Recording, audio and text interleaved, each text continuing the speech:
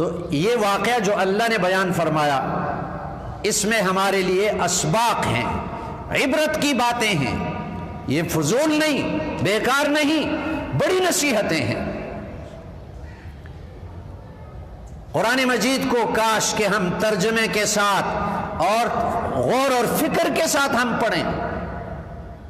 ہم نے زیادہ سے زیادہ اس بات کو سمجھا ہے کہ قرآن کی تلاوت کی جائے بس اس کا حق ادا ہو جائے گا، اور اس کے معنی اور اس کے مسائل یہ تو علماء کا کام ہے، یہ علماء کا کام نہیں ہے صرف، یہ ہر مسلمان کی ضرورت ہے۔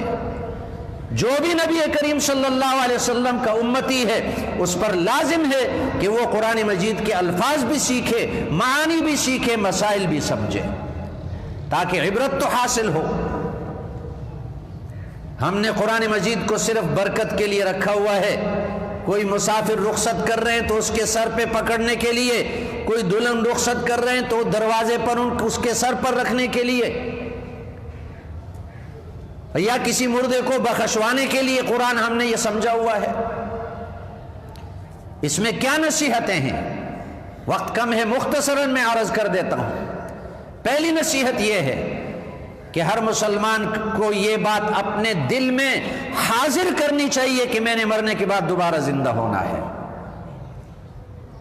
ایک تو ایمان کا درجہ ہے، ایمان یعنی عقیدہ تو ہمارا ہے کہ ہم مرنے کے بعد دوبارہ زندہ ہوں گے، لیکن یہ بات ذہن میں اور دل میں حاضر نہیں ہوتی۔ اگر ایک آدمی سے کہا جائے آگ جلا دی جائے، آگ جلائی جائے، اور اس سے کہا جائے کہ اگر تم جھوٹ بولو گے تو تمہیں اس آگ میں ڈال دیں گے، مجال کیا ہے وہ جھوٹ بولے؟ اس کو یقین ہے کہ اس کے بعد مجھے آگ میں ڈالا جائے گا۔ یہ یقین ہمارے دل میں نہیں کہ مرنے کے بعد ہم اس طرح زندہ ہوں گے، اس طرح یقین ہونا چاہیے، پھر مجال کیا ہے کہ کسی گناہ کے قریب چلے جائیں۔ اور دوسرا سبق ہمیں یہ ملا کہ جو بندہ اللہ کا فرمان بردار بن جائے، اللہ اپنے نظام کو اس کے تابع بنا دیتا ہے۔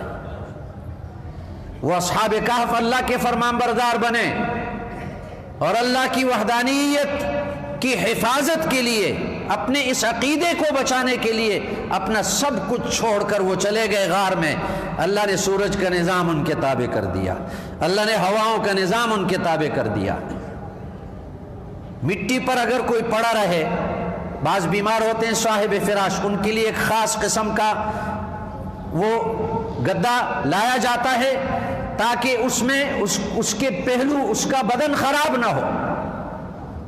اس کا بدن تو 10 گھنٹوں میں 24 گھنٹوں میں خراب ہو سکتا ہے، اور ان کے 309 سال تک بدن خراب نہیں ہوئے اور مرے نہیں، کچھ کھائے پیے بغیر زندہ رہے۔ تو جو اللہ کا فرمان بردار بنے گا، اللہ اپنے کائنات کا نظام اس کے تابع کر دے گا۔ جو اپنے کھیتوں میں سے زکوٰۃ ادا کرے گا، اللہ بارشوں کا نظام جو ہے وہ اس کے لیے تابع کر دے گا۔ اور تیسرا سبق ہمیں یہ ملتا ہے کہ اچھی صحبت اختیار کریں۔ اصحاب کہف کے ساتھ کتا ان کی صحبت میں رہ کر وہ جنت میں جانے والا بن گیا۔ چاہے کہ انسان نیک ہوں، صالح ہوں، ان کی صحبت میں رہ کر ہم کیوں جنت میں نہیں جا سکتے؟ بری صحبت سے اپنے آپ کو بچائیں۔ بری صحبت جو ہے وہ جہنم میں پہنچانے والی ہے۔ اچھی صحبت، اچھی رفاقت، اچھی دوستی، نیک لوگوں کے مجلس میں بیٹھنا، نیک لوگوں کی صحبت، یہ آپ کو جنت میں پہنچا سکتی ہے۔ اور چوتھا سبق ہمیں یہ ملا کہ ایک مادی طاقت ہے، ایک روحانی طاقت ہے، ایمانی طاقت۔ جہاں دونوں طاقتوں کا مقابلہ ہو جائے، مادی طاقت تہس نہس ہو جاتی ہے، ایمانی اور روحانی طاقت غالب آ جاتی ہے۔ ایک طرف اصحاب کہف ساتھ نہتے، کوئی اسلحہ ساتھ نہیں، ایمانی اور روحانی طاقت ان کے پاس ہے، دوسری طرف بادشاہ کے پاس مادی طاقت اور سب کچھ موجود ہے، لیکن مادی طاقت مغلوب ہو گئی، ایمانی طاقت غالب آ گئی۔ آج ہم مسلمان پوری دنیا کے کافروں سے کیوں مرعوب ہیں، کیوں ڈرے ہوئے ہیں؟ امریکہ ایسا کر دے گا، اسرائیل ایسا کر دے گا، بھارت ایسا کر دے گا۔ ایسے بھی ہمارے وزیر ہیں جو کہتے ہیں اگر ہم امریکہ کی نہ مانیں تو بھوکے مر جائیں گے، ایسے بھی کہنے والے ہیں۔ تو ایمانی طاقت آج ہم نے چھوڑ دی، مادی طاقت ہمارے پاس بہت بڑی ہے، ایٹم بم ہے، لیکن پھر بھی ہم کفار سے کیوں مرعوب ہیں؟ بھارت نے ہم سے جو ہے نا کشمیر چھین لیا، قبضہ کر لیا، اور ہم کیا کرتے ہیں؟ گانا بھیج دیتے ہیں، یا روڈ کا نام جو ہے شاہراہ کشمیر رکھ دیتے ہیں، شاہراہ سری نگر رکھ دیتے ہیں۔ ایمانی طاقت نہیں، مادی طاقت سے کچھ بھی نہیں بنتا۔ جہاں بھی ایمانی اور مادی طاقت کا مقابلہ ہوا، افغانستان میں دیکھ لیں، 53 ممالک کی فوج افغانستان میں اتری، ایک طرف ہر قسم کا اسلحہ ان کے پاس ہے، مادی طاقت ہے، دوسرے طرف طالبان بیچارے کے ایمانی طاقت والے ہیں۔ آج انہوں نے دکھا دیا پوری انسانیت کو کہ ایمانی طاقت والوں نے اس مادی طاقت والوں کو تباہ اور برباد کر دیا۔ اس لیے اپنے اندر ایمانی طاقت پیدا کریں، روحانی طاقت پیدا کریں۔ اور 5واں سبق ہمیں یہ ملتا ہے کہ ہر بات، ہر کام اللہ کے اوپر اعتماد کرتے ہوئے بات کرنی چاہیے، اور کوئی کام کرنا ہو انشاءاللہ اس سے پہلے اس کے ساتھ ضرور کہیں انشاءاللہ۔ یہ اللہ پر اعتماد والا جملہ ہے، اللہ پر اعتماد کا کلمہ ہے۔ نبی کریم صلی اللہ علیہ وسلم نے انشاءاللہ نہیں فرمایا تو 15 دن جبریل تاخیر سے آئے، 15 دن لیٹ ہو گئے۔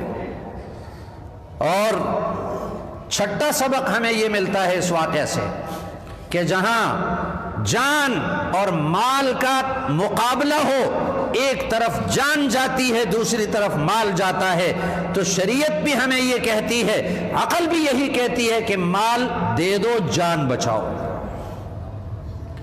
لیکن اگر ایک طرف دین ہو دوسری طرف جان آ جائے، جان اور دین، جان اور مال کا مقابلہ ہو، تو شریعت ہمیں یہ کہتی ہے کہ جان دے دو، مال دے دو، لیکن دین کو قربان نہ کرو۔ آج ذرا ہم اپنے سر سے لے کر پیروں تک اپنے حالات کو دیکھیں اور اپنے گرد و پیش کے حالات کو دیکھیں۔ آج دین اور جان کا مقابلہ کیا دین اور مال کا مقابلہ آتا ہے تو العیاذ باللہ ہم دین کو قربان کر دیتے ہیں، مال کو بچانے کے لیے دین کو قربان کر دیتے ہیں۔ یہ بے وقوفی ہے جو اپنے مال کو بچانے کے لیے دین کو قربان کرتا ہے، اپنی جان بچانے کے لیے دین کو قربان کرتا ہے، اللہ کا حکم توڑتا ہے، یہ بے وقوف ہے اور یہ ناسمجھ ہے، یہ بے عقل ہے۔ عقل مند ایسا نہیں کرتا، قیمتی سرمایہ کو عقل مند بچاتا ہے۔ قیمتی سرمایہ جان اور مال کے مقابلے پر دین سب سے قیمتی ہے۔ سبحانک اللہم و بحمدک۔